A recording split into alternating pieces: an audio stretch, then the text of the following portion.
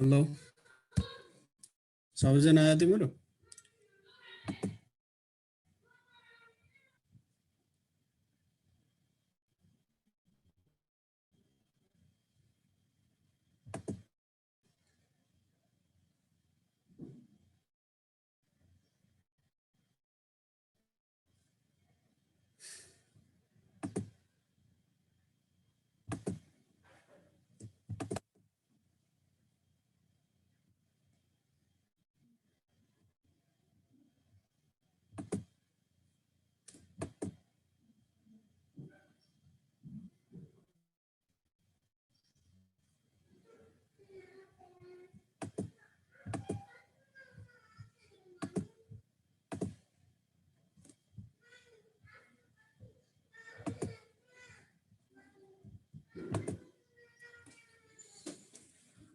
Hello सुनेछ Yes, sir. Yes, sir. सुरु गरे हुन्छ कि के एकछिन कुर्ने हो साथीहरुले Start गर्दा हुन्छ आउँछ कि आउँदैन सर 7 मिनेट गइसक्यो ओके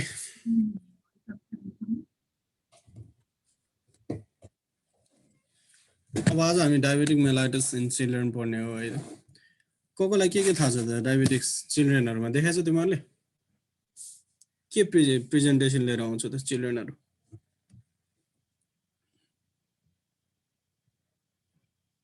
कसरी प्रेजेन्ट गर्छ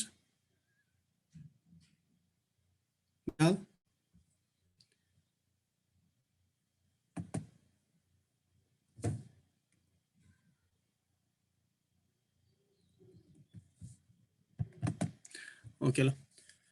बाइ डेफिनेसन यो भने चाहिँ क्रोनिक मेटाबोलिक डिसअर्डर हो characterize by hyperglycaemia as a cardinal biochemical features के हुन्छ त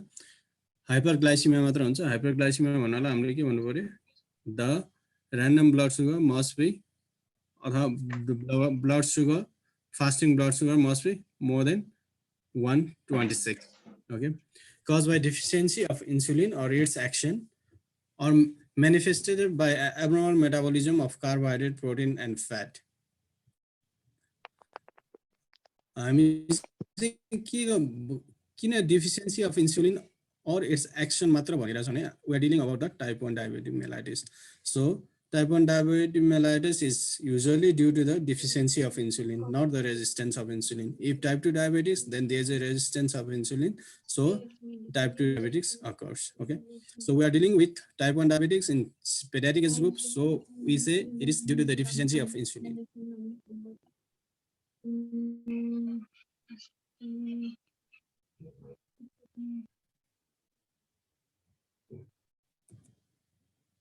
Can you change the slide? Okay. By epidemiology, यसको पिक चाहिँ दुईटा प्रेजेन्टेसन लिएर प्रेजेन्ट गर्छु एउटा चाहिँ इन टु एज ग्रुपमा एउटा चाहिँ 5 to 7 years of age. It is usually due to the infectious cause and at the time of puberty it is usually due to gonadal steroids को कारणले puberty मा चाहिँ gonadal steroids को कारणले गर्दाखेरि डायबिटिक प्रेजेन्ट गर्ने भयो अर्को चाहिँ लेसर एज ग्रुपमा चाहिँ इन्फेक्सनको कजले गर्दा हुने भयो अब 2 एज ग्रुप भनेको चाहिँ हामीले 5 to 7 years र प्युबर्टी भनेर त कुरा गरौँ तर त्यो भन्दा तललाई चाहिँ डायबिटिक नै हुँदैन त भन्ने कुरा चाहिँ हैन अब न्यूनेटलाई नै हुन सक्छ भर्खरको इन्फेन्टलाई 1 to 2 years मा नि प्रेजेन्ट गर्न सक्छ त्यस्तो केसहरु हाम्रो हस्पिटलमा नै आइराछन् है तर मेनली कुन एज ग्रुपमा बढी हुन्छ पेडियाट्रिक एज ग्रुपमा भन्दाखेरि चाहिँ 5 to 7 years अफ एजमा एउटा ग्रुप भयो अर्को चाहिँ प्युबर्टीमा भयो अब 5 to 7 years मा चाहिँ केले गर्दा हुने भयो त इन्फेक्सियस कज हुने भयो मेनली अनि प्युबर्टीमा चाहिँ गोनाडल स्टेरोइड्सको कारणले चाहिँ हाइपरग्लाइसिमिया हुने भयो girls and boys are almost equally affected कुनै पनि उ छैन यसमा there is no apparent correlation with socioeconomical status socioeconomical स्ट्याटससँग रिलेटेड छ भन्ने कति हाइपोथेसिसहरु छ तर यो चाहिँ खासै त्यस्तो छैन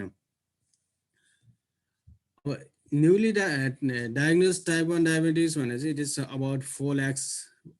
एनुअली 4 लाख बच्चाहरुलाई चाहिँ वर्ष दिनमा देखिन्छ जसमा चाहिँ यो हाफ भनेको 2 लाख जति चाहिँ हाम्रो एसियन कन्टिनेन्टमा मात्रै छ है अहिले हाम्रो कन्टेक्स्टमा नि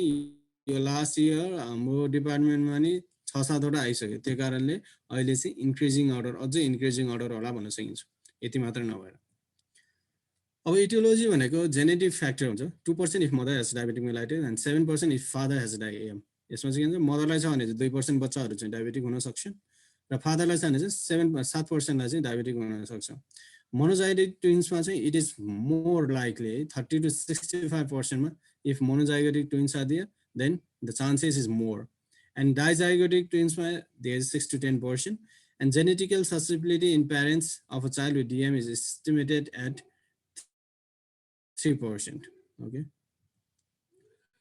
अब इन्भाइरोमेन्टल फ्याक्टरहरुमा चाहिँ के हुन्छ नि मोस्ट कमनली भनेको एज ग्रुप 5 to 7 इयर्स अथवा लेस देन 7 इयर्समा चाहिँ अथवा लेस देन प्युबर्टी भन्दा कमकोलाई चाहिँ भाइरल इन्फेक्सनहरुले नै प्रिडिस्पोजिसन गर्ने अर्को कन्जेनिटल रुबेला सिन्ड्रोमहरुमा नि डायबेटिक हुन सक्छ इन्टरभाइरसले गराउन सक्छ मम्स भाइरसले गराउन सक्छ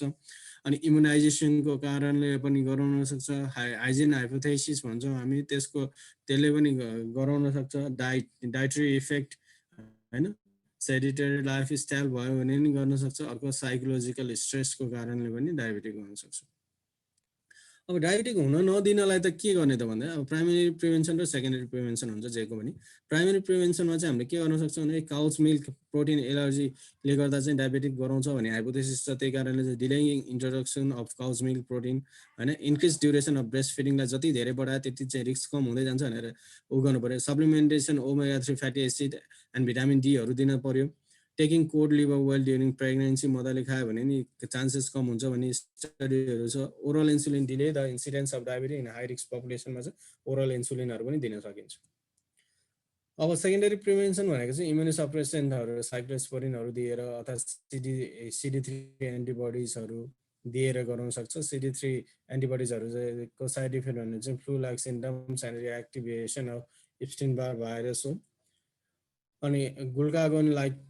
पेप्टाइड्सहरू दिएर चाहिँ सेकेन्डरी प्रिभेन्सन गर्न सकिन्छ अब क्लिनिक चाहिँ के गर्छ भने usually they complain of polyuria nocturia polyuria भन्दा नि nocturia is the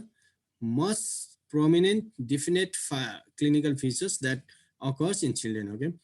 now chronic hyperglycaemia यो चाहिँ हामीले नापेपछि थाहा हुने भयो पोलिडिप्सिया पर्सिस्टेन्ट डायुरेसिस नक्चुरियुरियासिस मोनिलियल भेजिनाइटिसहरू हैन ग्लाइकोसोरिया लिडिङ टु हाइपरफेजियाहरू लिएर आउन सक्छ डिमिनिस फ्याट स्टोर हुन सक्छ फ्याट स्टोर डिमिनिस हुने चाहिँ बच्चा दुब्लाउँदै गयो भनेर आउन सक्छ so despite compensatory increase intake of food body starts because of unused calorie loss in urine अब ग्लुकोजहरू ग्लाइकोसोरियाले गर्दा चाहिँ ग्लुकोजहरू चाहिँ तिम्रो युरिनमा लस भइरहेको हुन्छ त्यही कारणले चाहिँ जति खाए पनि बडीमा एब्जर्ब हुन सक्दैन डायग्नोसिस कसरी गर्ने त हामीले भन्दा सिम्पटम्स एउटा त सिम्पटम्स हेर्नु पर्यो अर्को गर्नु पर्यो अब sugar is 11.1 millimole per litre अथवा or more than equals 200 mg per decilitre भयो भने नि we can suspect that is a diabetic अनि त्यसपछि अब र्यान्डम ब्लड सुगर गर्दाखेरि more than 200 mg per decilitre आयो भने पनि हामीले अब फास्टिङ ब्लड सुगरले हेर्नु पर्यो फास्टिङ ब्लड सुगर चाहिँ if more than 7 millimole per litre that is more than 126 mg per dl भयो भने now we can diagnose the case as diabetic अब aetiological classification of diabetic mellitus when diabetic mellitus type 2 नहुने भन्ने हुँदैन बच्चामा तर हुन सक्छ त्यही पनि type 1 is most predominant so we deal with type 1 diabetes it is due to the beta cell destruction usually leading to absolute insulin deficiency पेनक्रियासमा भएको बेटा सेललाई डिस्ट्रक्ट भएर चाहिँ इन्सुलिन प्रोडक्सनमा ह्याम्पर गर्छ जसले गर्दा चाहिँ इन्सुलिन डिफिसियन्सी हुन्छ त्यो चाहिँ के कारणले हुन सक्छ भने एउटा चाहिँ इम्युन मेडिएटेड हुन सक्छ अर्को चाहिँ इडियोप्याथिक हुन सक्छ इम्युन सिस्टमको मेडिएसनमा गर्ने भने त्यसलाई इम्युन मेडिएटेड भन्ने भयो हामीले इडियोप्याथिक कज छ भने चाहिँ हामीलाई थाहा हुँदैन के कारणले भइरहेछ we can not find it out okay that is इडियोप्याथिक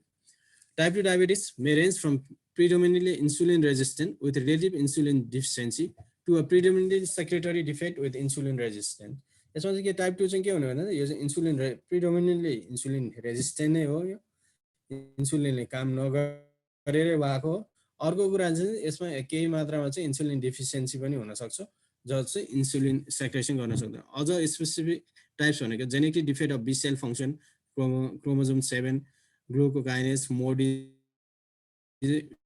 2 भने ग्लुकोकाइनेज डेफिसियन्सीहरू भयो भने यसमा चाहिँ हामी मोडी भन्छौँ हैन genetic defect in insulin action भयो हुन्छ डिजिज अफ द एक्सोक्राइन प्यानक्रियास कहिलेकाहीँ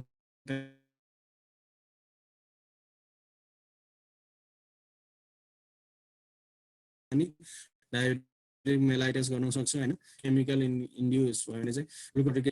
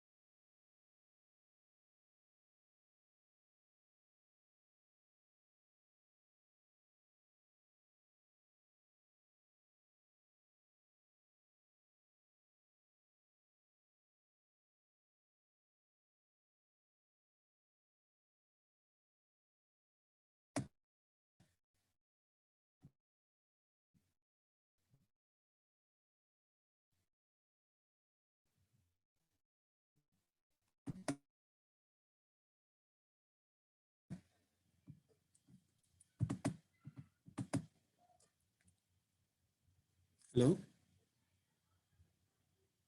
सुनेछ Yes, sir. कहाँ पुगेको थियो हामी डायग्नोसिसमा पुगेको थियो कि तल इटियोलोजिकल क्लासिफिकेसन पुगेको थियो मैले त भने थिएँ कहाँ अफ Sir, भएछ etiology classification मा यो के अरे pancreatitis. ओके अब प्यानक्रियाटाइटिसको कजले गर्दा पनि अब हुनसक्छ होइन क्रोनिक प्यानक्रियाटाइटिसहरूमा इन्डोक्राइनोप्याथिसहरू कुसिङ डिजिजहरूमा हुनसक्छ अर्को चाहिँ ड्रग अर केमिकल युजहरू prolong use of glucocorticoids usually we use glucocorticoids in immunocompromise children okay like nephrotic सिन्ड्रोमहरूमा प्रोलङ युज गर्यो भने नि they later present with diabetic mellitus अब infection like cytomegalo virus congenital cytomegalo भाइरसहरू छ भने नि तिनीहरू लेटर लाइफमा चाहिँ डायबेटिक लेटर प्रेजेन्ट गर्न सक्छ uncommon form of immediate mediated diabetes stiff man सिन्ड्रोमहरू हुनसक्छ other genetic syndrome associated with diabetics like down सिन्ड्रोमहरूलाई पनि हुनसक्छ अर्को चाहिँ gestational diabetic mellitus we are not dealing with this now and neonatal diabetic mellitus भयो यिनीहरू चाहिँ aetiological classification of diabetic mellitus भयो यो कुरामा चाहिँ हामीले चाहिने भनेको type 1 diabetic mellitus is mostly required now okay अब यसको फिजियोलोजिकल के छ भनेर बुझ्नुपर्दा चाहिँ बिहाइन्ड द सिन भनेर the main function of insulin के हो त हाम्रो शरीरमा इन्सुलिनले के गर्छ भन्ने कुरा चाहिँ हामीले बुझ्नु पर्यो किन डायबेटिक हुन्छ भन्दा नि इन्सुलिन भएन भने चाहिँ के हुन्छ त भन्दाखेरि रिड्युस ग्लुकोज इन्सुलिनले चाहिँ ग्लुकोजलाई घटाउने काम गर्छ कसरी त ग्लुकोनियोजेनेसिस गरेर ग्लाइकोजेनोलाइसिस गरेर अथवा अपटेक अफ ग्लुकोज बाइ सेलमा हेल्प गरेर चाहिँ यसले चाहिँ रिड्युस ग्लुकोज गराउँछ इन्सुलिनले अर्को के गर्छ त इनहिबिट फ्याट ब्रेकडाउन फ्याटको ब्रेकडाउनलाई चाहिँ कम गराउँछ अर्को चाहिँ इनहिबिट प्रोटिन ब्रेकडाउन प्रोटियोलाइसिसलाई चाहिँ इनहिबिट गर्ने भयो यो कारणले गर्दा चाहिँ इन्सुलिनको काम भनेको मेनली तीनटा काम भयो एउटा चाहिँ ग्लुकोज रिड्युस गर्ने भयो अर्को फ्याट ब्रेकडाउनलाई इनहिबिट गर्नु भयो अर्को चाहिँ प्रोटिन ब्रेकडाउनलाई इनहिबिट गर्नु भयो यो कारणले गरेर चाहिँ ग्लुकोज चाहिँ मेन्टेन गरिरहेको हुन्छ शरीरमा अब इन्सुलिन डिफिसियन्सी भएपछि चाहिँ के हुने भयो त हाम्रो शरीरमा भनेर भन्दाखेरि अब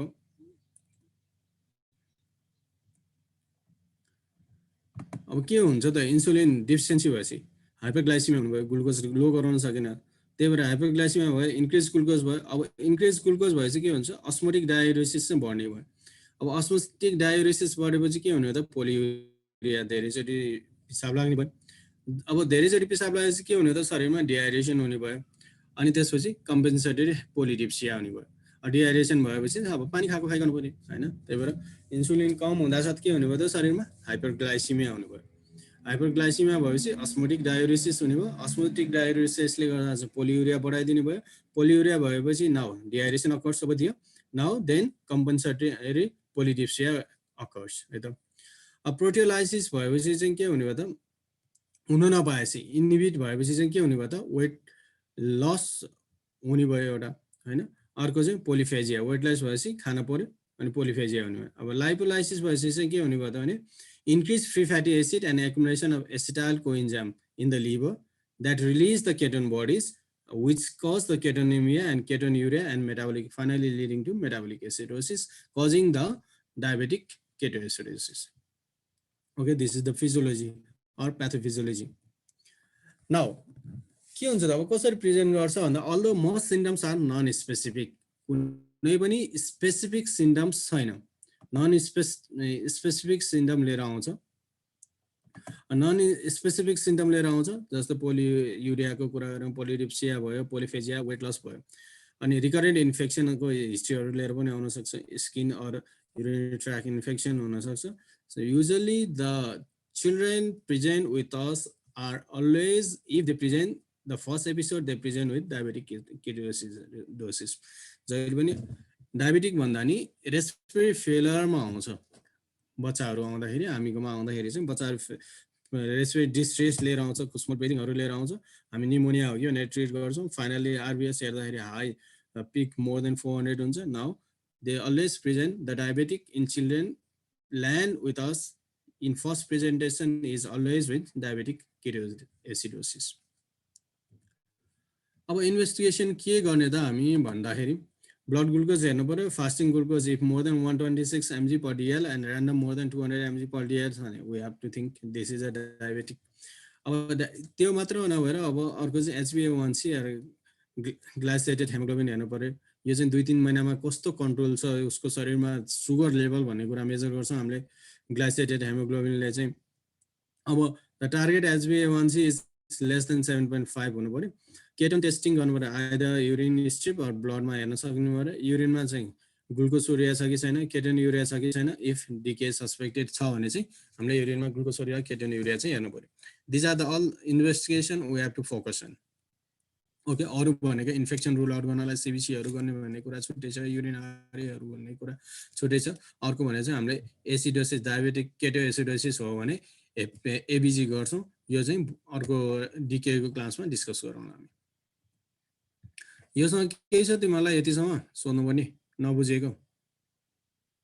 any question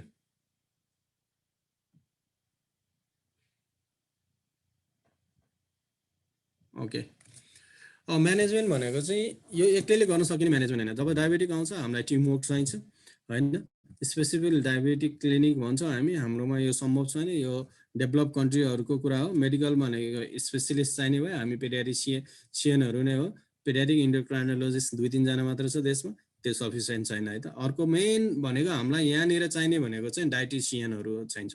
usually diet control गर्नको लागि चाहिँ उनीहरुको डाइट मेन्टेन गराउनको लागि चाहिँ डाइटिशियनको चाहिँ बिग रोल हुन्छ in management of diabetic mellitus okay not insulin is sufficient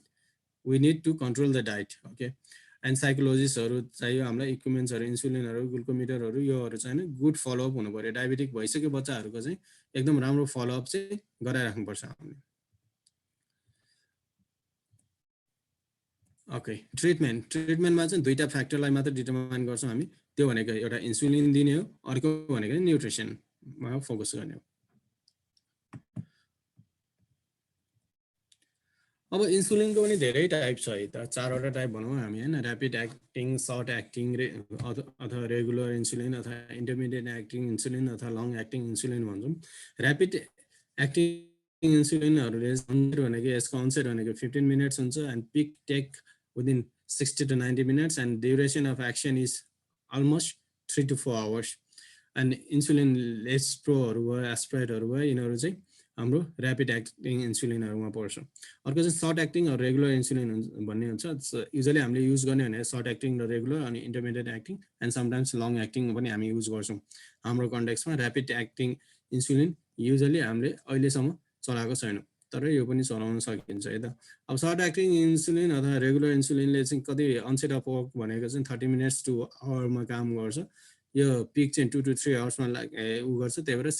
3 to 6 आवर्समा चाहिँ यसले काम गरिराख्छ यो चाहिँ सोलबल इन्सुलिन भयो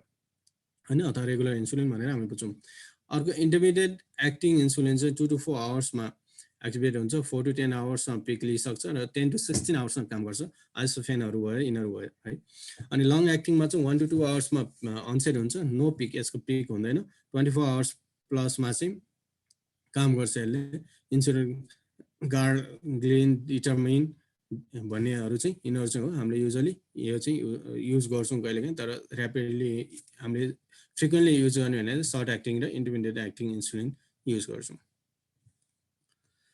अब कसरी अघि पनि कुरा गरौँ कसरी प्रेजेन्ट गर्छ भन्ने कुरा हो है त बच्चा डायबेटिक भयो भने कसरी प्रेजेन्ट गर्छ भन्ने टाइप्स अफ प्रेजेन्टेसन के भएर प्रेजेन्ट गर्छ त इफ न्यूली डायग्नोज डायबेटिक छ भने डीके लिएर आउँछ त्यसलाई डीके को म्यानेजमेन्ट गर्नु पर्यो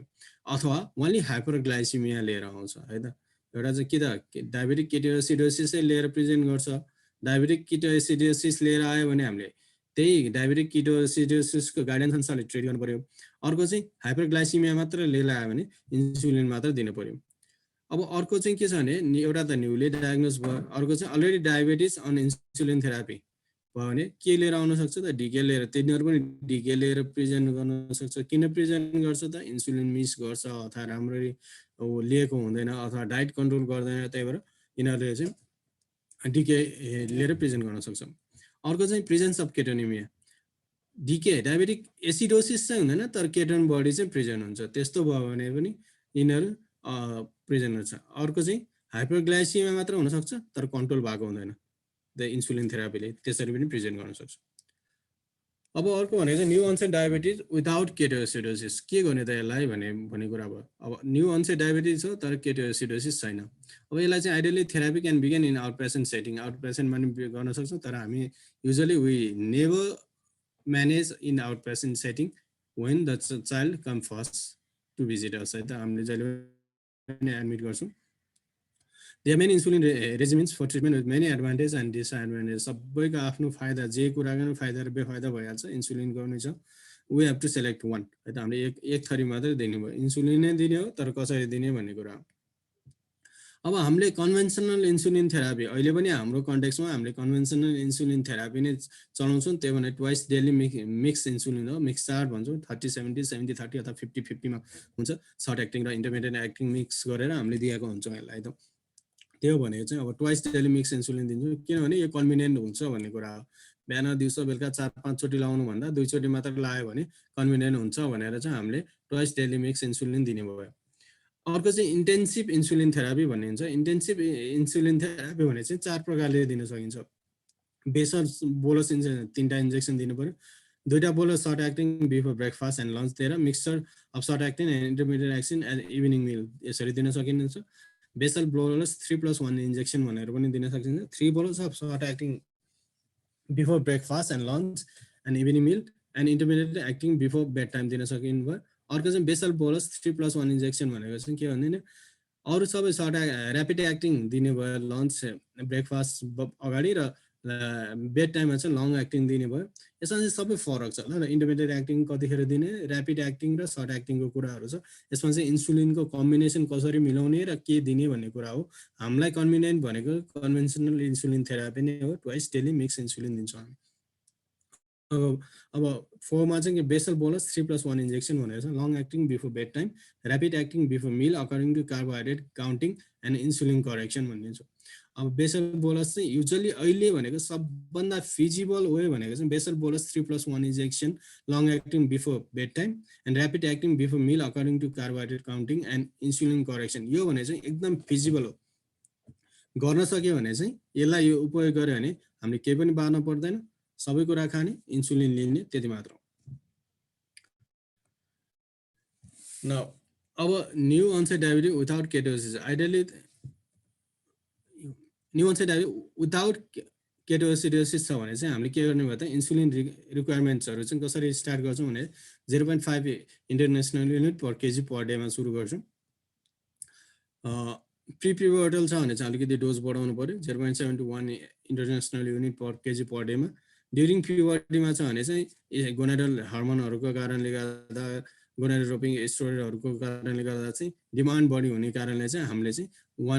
1 and even up to 2 units per kg per day सम्म चलाउनु पर्ने हुन्छ।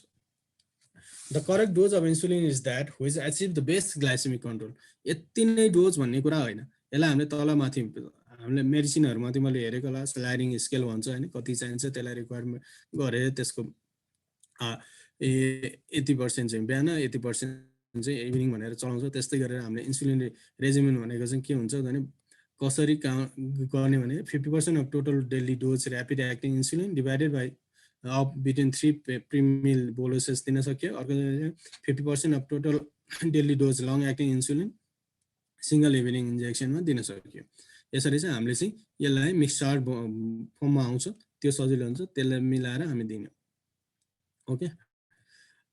अब ब्लड ग्लुकोज मोनिटरिङ कसरी गर्ने भने चाहिँ ब्लड ग्लुकोज मोनिटरिङ गर्दा चाहिँ 4 देखि 6 टाइमसम्म गर्नुपर्छ युजुअली, तर यो फिजिबल हुँदैन किनभने सबै स्ट्राइपहरु किन्न पर्यो, पैसाकै कुरा आउँछ लास्टमा हेर हैन। त्यही भएर चाहिँ सबै फिजिबल नभएर at least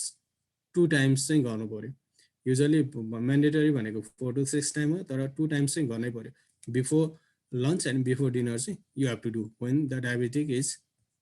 diagnose, okay, or when we are treating with insulin. अब टार्गेट ब्लड ग्लुकोज लेभल चाहिँ कति राख्ने भन्ने कुरा छ। अब इन्सुलिन हामीले इन्सुलिन दिएपछि चेक गरेपछि कति राख्ने त भन्ने कुरा हो। अब कति राख्ने भन्दा ड्युरिङ द डे टाइम भनेको फिजिकल एक्टिभिटीहरु भइरहेको हुन्छ, त्यही भएर चाहिँ यसलाई अलिकति टाइट कन्ट्रोल गर्नु पर्यो। 80 to 125 mg पर डेसिलिटरमा राख्नु पर्यो। अब ओभरनाइट एन्ड प्री ब्रेकफास्टमा चाहिँ किनभने हामी सुतेका हुन्छौं, के एक्सरसाइजहरु हुँदैन, त्यही कारणले चाहिँ 100 to 145 mg पर डेसिलिटरमा मेन्टेन गर्नु पर्यो।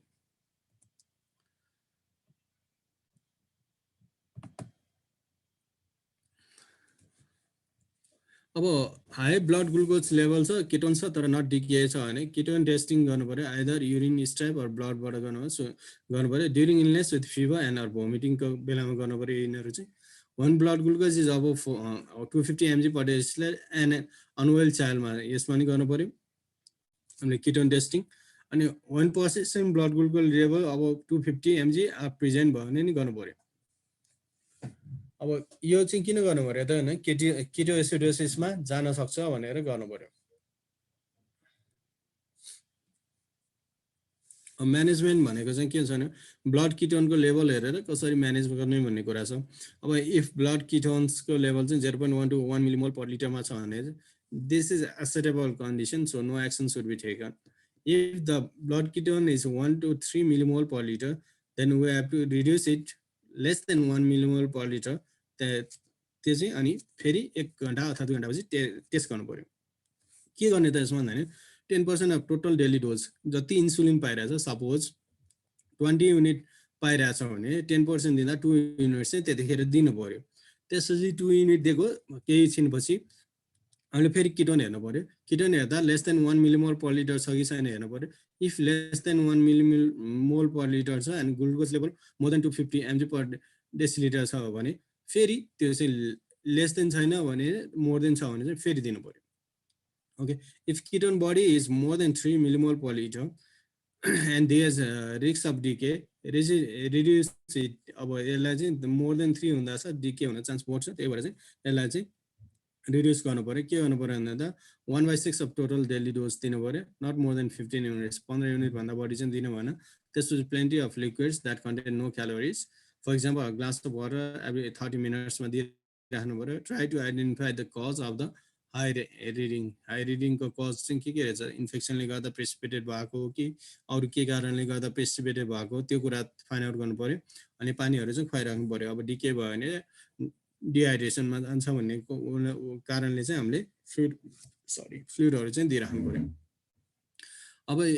कन्ट्रोल छैन भने चाहिँ repeat dose after 2 hours if it not less than यति अर ग्लुकोज पर्सिस्टेन्टली आएछ भने चाहिँ फेरि 2 घण्टापछि फेरि रिपिट गर्नु पर्यो।